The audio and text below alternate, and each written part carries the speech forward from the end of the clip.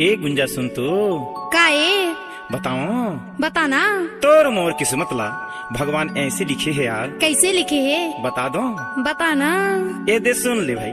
DJ Devendra Malgam exclusive.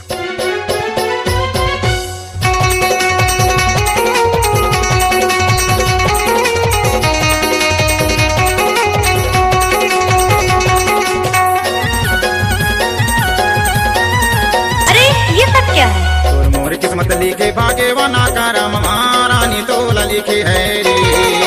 आएगा नहीं गा करम महारानी तोला लिखे है रे।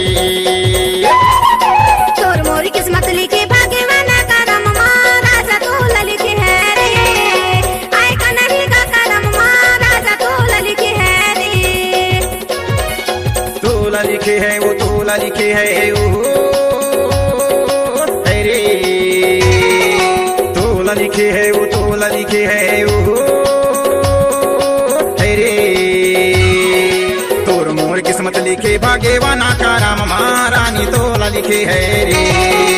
आएगा नहीं वो कराम महारानी तोला लिखे है रे। तोर मोरी किस्मत लिखे भागे वाना कराम महाराजा तोला लिखे है रे।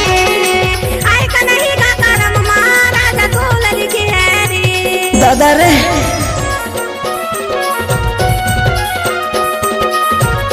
देवेंद्र भाई तबल पानी वाले।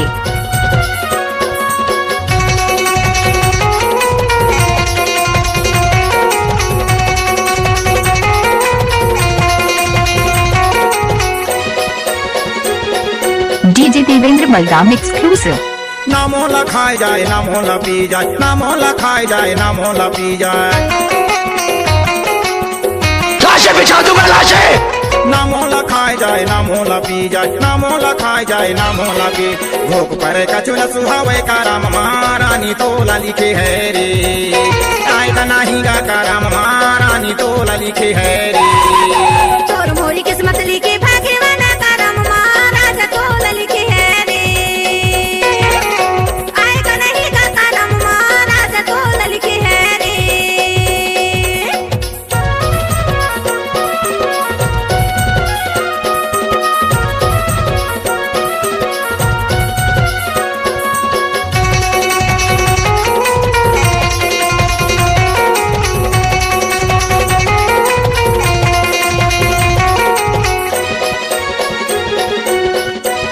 देवेंद्र भाई तबल पानी वाले। देखे मालूम लगे तुर हरियर चूल्हा, देखे मालूम लगे तुर हरियर चूल्हा।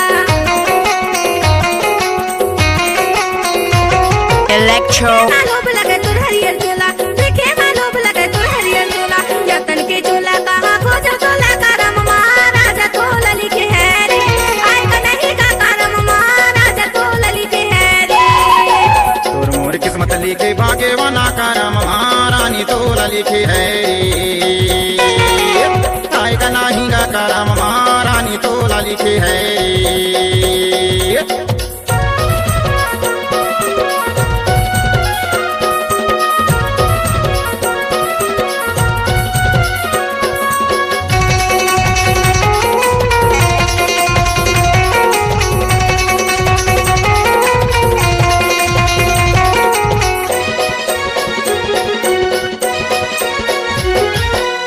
ने चोला तर से मोरू नैना, तोरना ने चोला तर से मोरू नैना। अच्छा